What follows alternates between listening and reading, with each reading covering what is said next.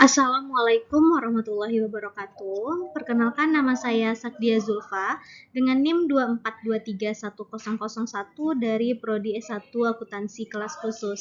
Di sini saya akan mempresentasikan sebuah artikel dengan judul Konservatisme Akuntansi pada Perusahaan Sektor Makanan dan Minuman yang terdaftar di Bursa Efek Indonesia.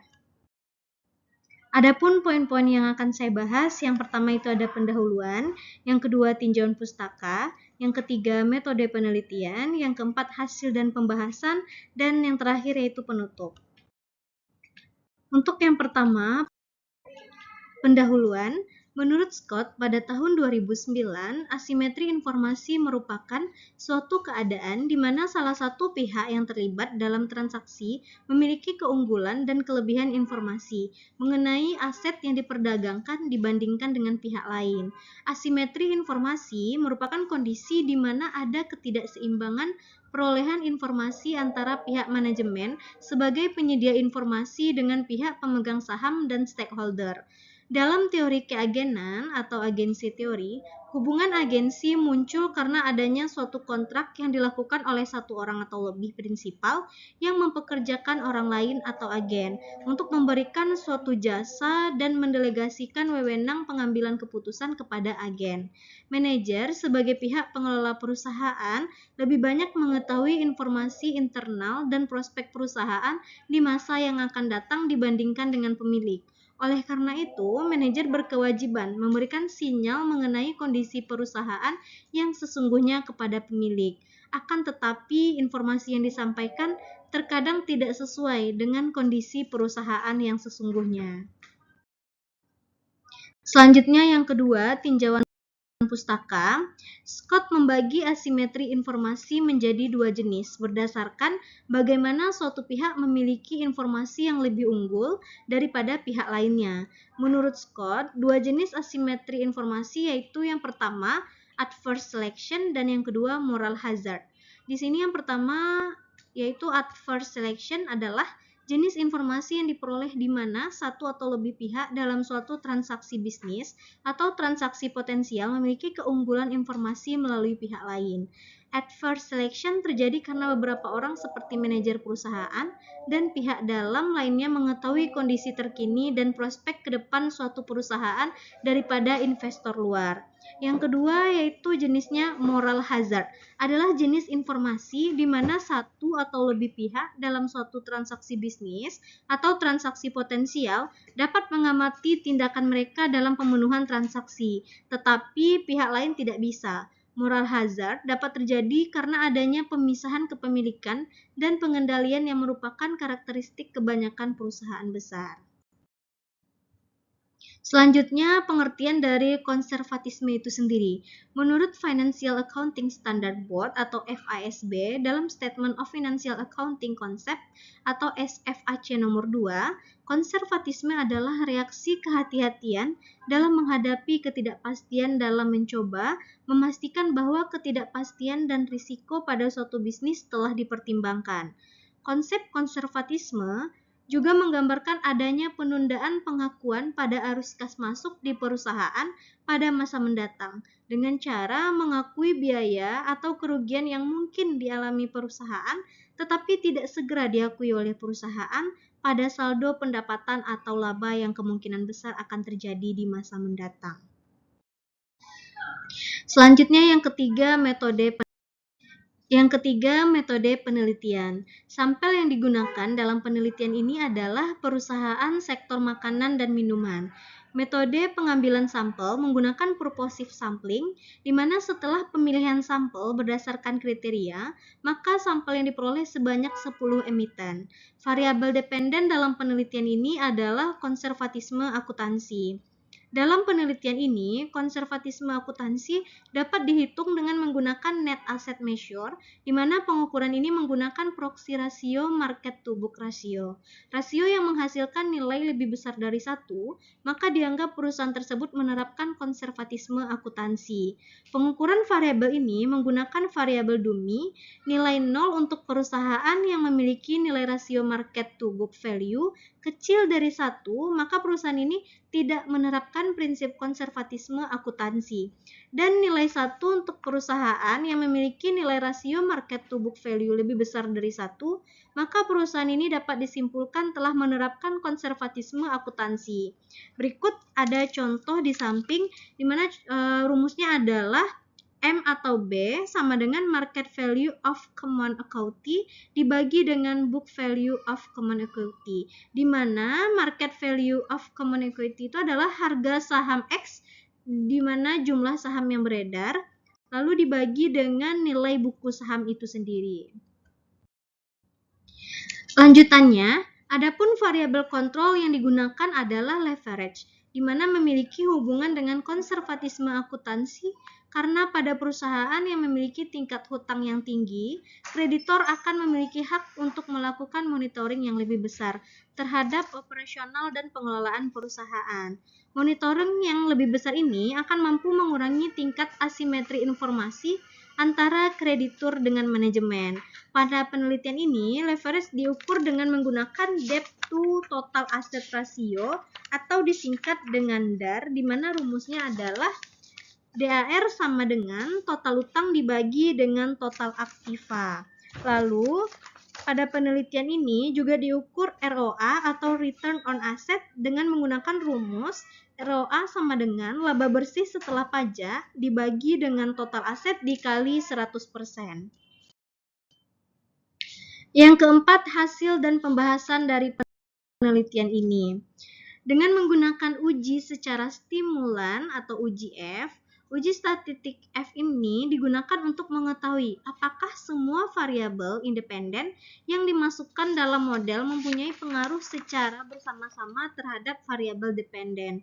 Hasil uji F dapat dilihat pada tabel di samping, di mana ada model yang pertama model regression dengan sum squares-nya yaitu 9.222,878 dengan nilai mean-nya yaitu 2305,720. Dan kesimpulannya adalah pada tabel di atas dapat dilihat bahwa nilai F dihitung sebesar 5,930 dengan signifikan 0,013. Sementara berdasarkan tabel statistik pada signifikan 0,05, maka diketahui bahwa F tabel adalah 2,76. Sehingga diketahui bahwa F hitung yaitu 5,930. Maka H0 diterima dan dapat disimpulkan bahwa variabel asimetri informasi leverage, size yaitu ukuran perusahaan, dan profitabilitas secara bersama-sama berpengaruh terhadap konservatisme akuntansi. Selanjutnya, uji secara parsial atau uji T untuk mengetahui apakah variabel independen dalam model regresi berpengaruh secara parsial terhadap variabel dependen. Maka dilakukan pengujian dengan menggunakan uji T. Uji T digunakan untuk menguji signifikan konstanta dan setiap variabel independennya.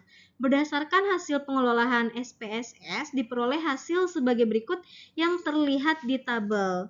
Ini ada beberapa rumusnya, yaitu yang pertama itu adalah dengan menggunakan model konstan, ada dari rumus DAR, size, dan ROA, dan dihasilkanlah seperti yang di tabel ini. Dan ini sudah dilakukan penelitian pada tahun 2020 yang diperoleh dari output SPSS 22. Selanjutnya, dari tabel hasil uji secara parsial di atas dapat dijelaskan bahwa ada 4 kesimpulan. Yang pertama, pengujian hipotesis pada variabel independen asimetri informasi. Yang kedua, pengujian hipotesis pada variabel independen leverage atau DAR. Yang ketiga, pengujian hipotesis pada variabel independen size atau ukuran perusahaan.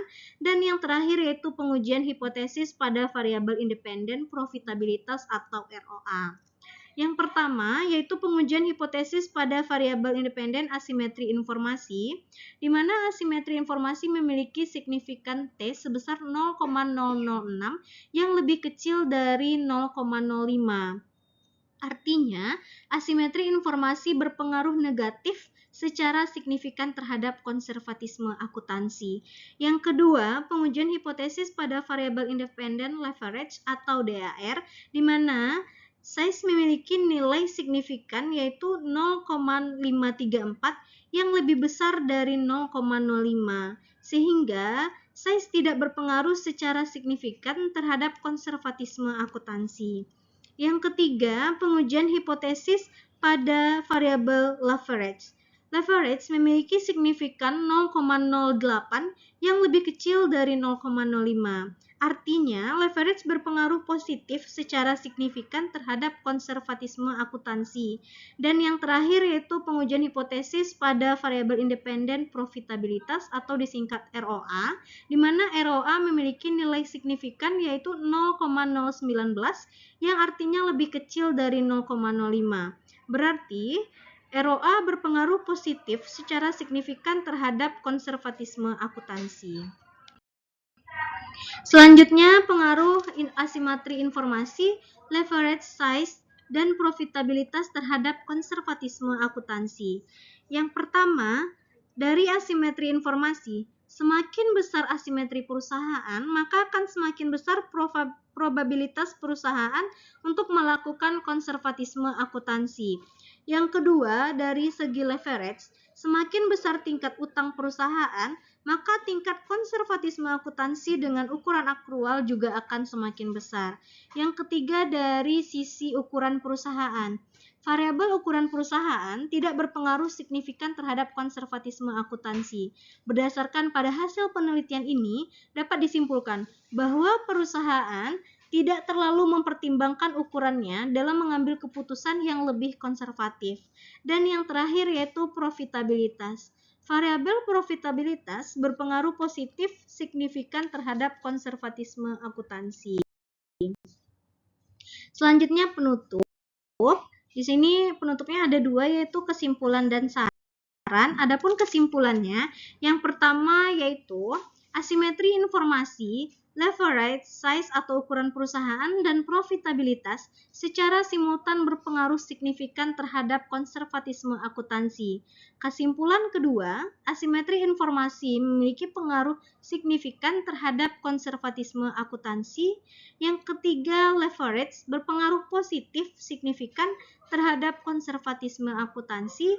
Yang keempat, ukuran perusahaan tidak berpengaruh signifikan terhadap konservatisme akuntansi, karena ukuran perusahaan bukan merupakan prediktor yang dapat mempengaruhi konservatisme akuntansi dalam suatu perusahaan.